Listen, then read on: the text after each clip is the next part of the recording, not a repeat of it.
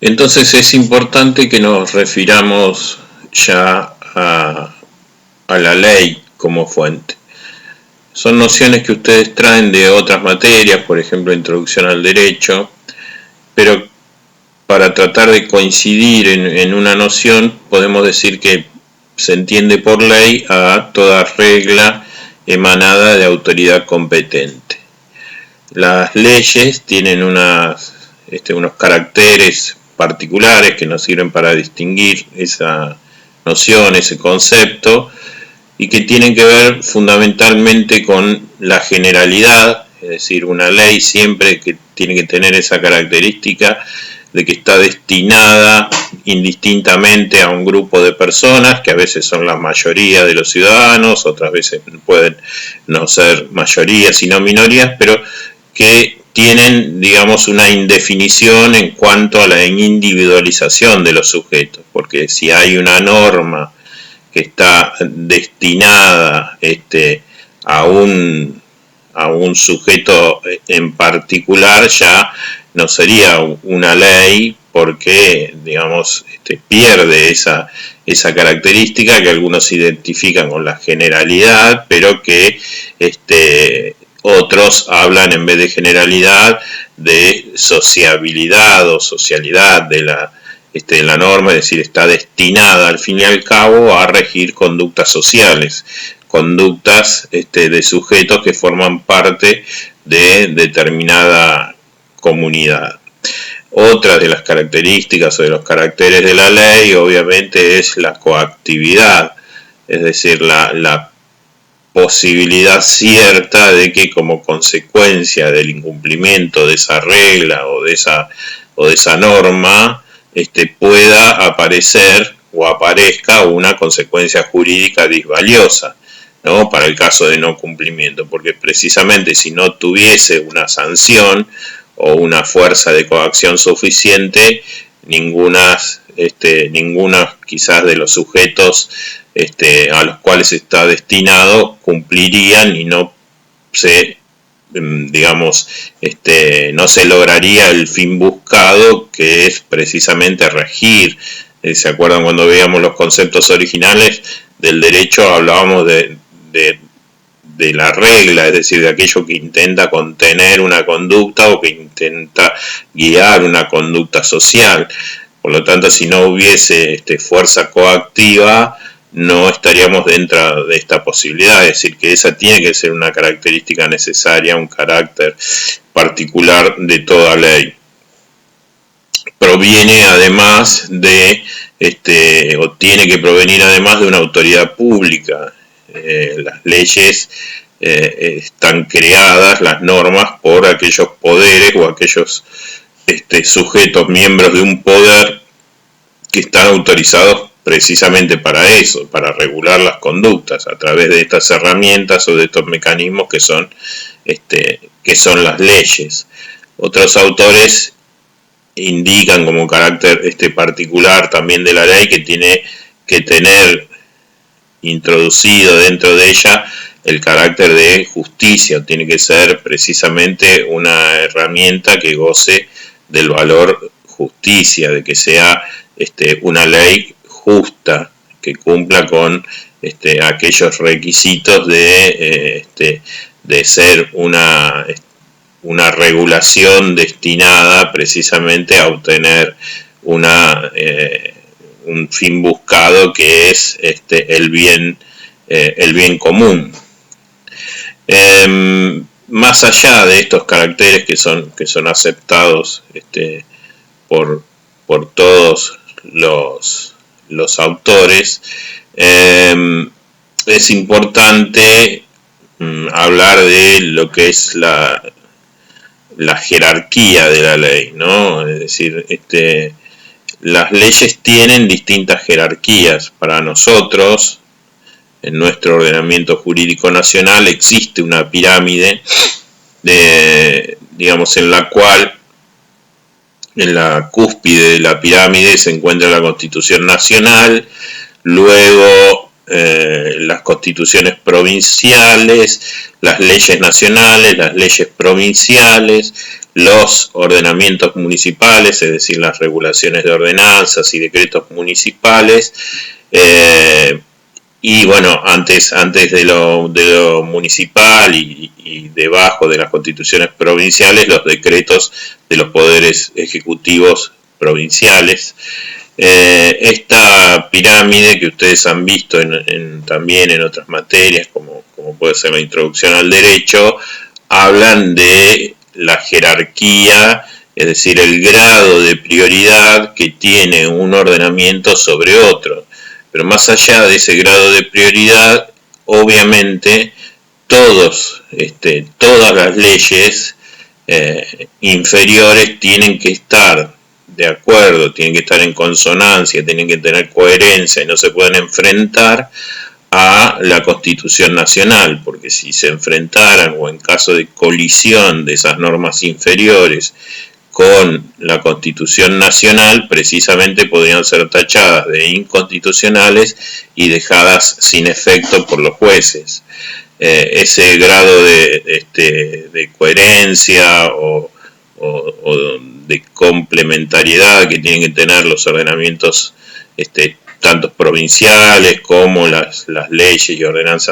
las ordenanzas municipales y los distintos edictos de los poderes ejecutivos municipales, tiene que cumplirse a rajatabla, y por eso la norma superior, digamos,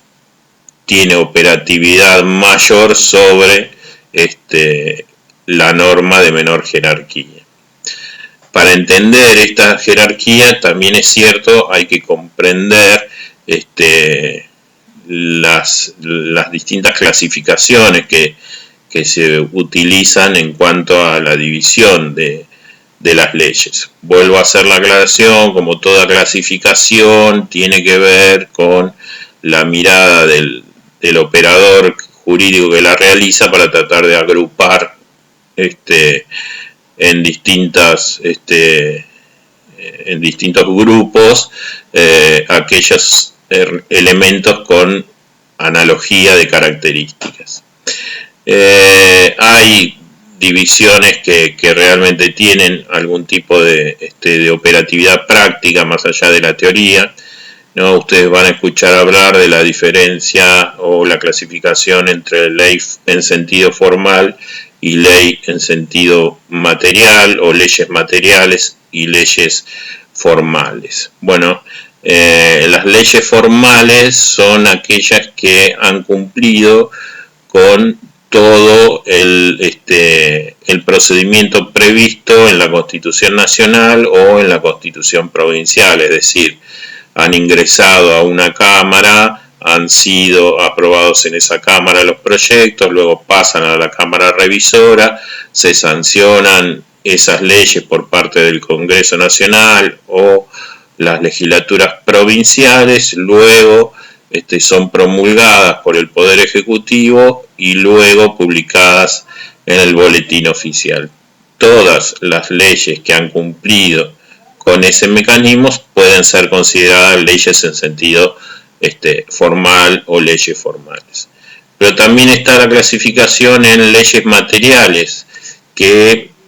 no son necesariamente las que han cumplido con este procedimiento, cumple con todos los caracteres de la ley, es decir, en cuanto a la generalidad, la coactividad, el provenir de una autoridad pública,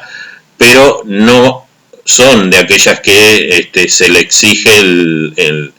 procedimiento legislativo correspondiente, sino que la única exigencia es que provengan de una autoridad competente. Por ejemplo, un decreto del Poder Ejecutivo Provincial o un edicto municipal o una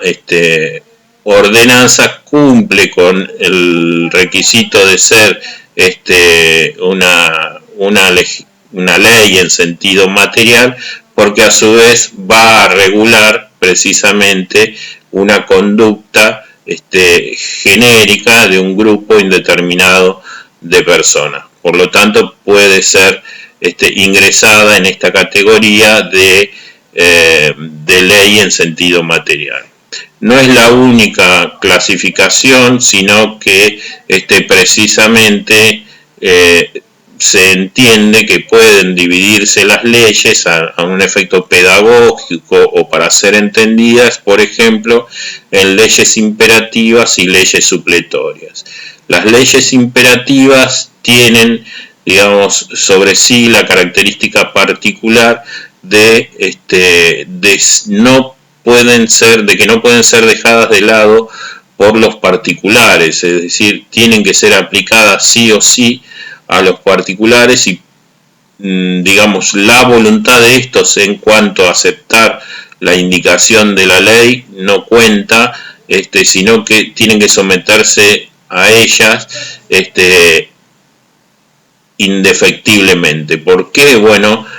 normalmente esas leyes imperativas tienen sobre sí la característica de ser de orden público, es decir, hay una razón, como vamos a ver luego cuando veamos la noción de orden público, hay una razón de beneficio o una razón social que impone que esté destinada a la satisfacción del bien común, más allá de lo que quieran o de lo que intenten tener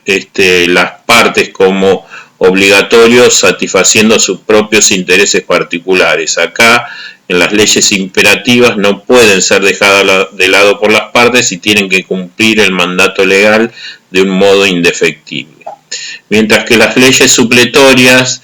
en ese caso, no tienen esta característica de estar pensadas en torno al bien común o al bien de la sociedad toda, sino que en su caso la voluntad de los particulares es la que tiene un protagonismo indefectible, es decir, juega más, tiene mayor peso, es más importante lo que las partes quieren que lo que la sociedad entiende como mejor. Para ubicarlas dentro de las distintas temáticas del derecho es interesante, por ejemplo, que ustedes vean que la mayoría de las normas referidas a los contratos tienen esta característica de ser normas supletorias. ¿Por qué? Porque bueno, allí en materia contractual, tanto el codificador original, Vélez, como el resto de las leyes que reformaron el código y en realidad el código actual, también le da un privilegio especial a la voluntad de las partes, a la autonomía de la voluntad, a la libertad de las partes para contratar de la mejor manera en que ellas lo consideran necesario o la forma que ellas quieran, y por lo tanto se las deja a ellas la prioridad para vincularse de la manera que quieran. Si ellas no han dicho nada sobre esa forma o ese carácter vinculante de la norma contractual, bueno, en ese caso las normas supletorias cobran vida y comienza a tenerse en cuenta la regulación que ha hecho la ley para tratar de adaptarlas a esa voluntad particular. Pero en caso exclusivamente de silencio de las partes en cuanto a esas circunstancias. En las imperativas son obligatorias para las partes. Y, por ejemplo, piensen ustedes que en materia de familia, sobre todo, piensen en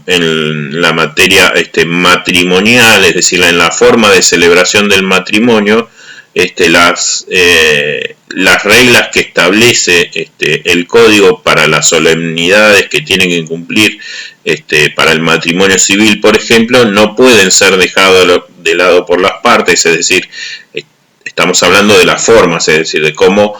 va a celebrarse el matrimonio, por ejemplo, que tiene que ser ante un oficial público, titular de un registro civil público, un funcionario creado al efecto por el Poder Ejecutivo. Bueno, tiene que ser celebrado el matrimonio para ser válido según la ley civil de acuerdo a esas formas. Por lo tanto, la ley que establece esas formas es imperativa, no pueden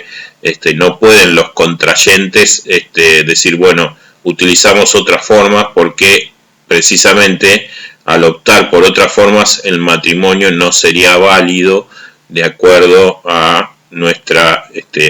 ley civil. Otros autores agregan otras clasificaciones. Si ustedes leen la obra de Jean Vías van a ver que él hace pie en una clasificación de leyes perfectas, leyes más que perfectas, menos que perfectas e imperfectas,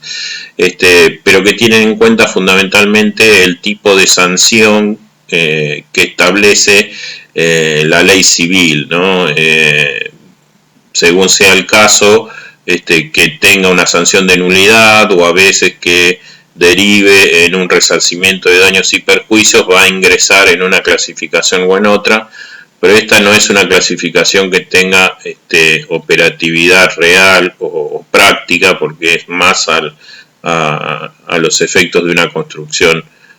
pedagógica. Bien.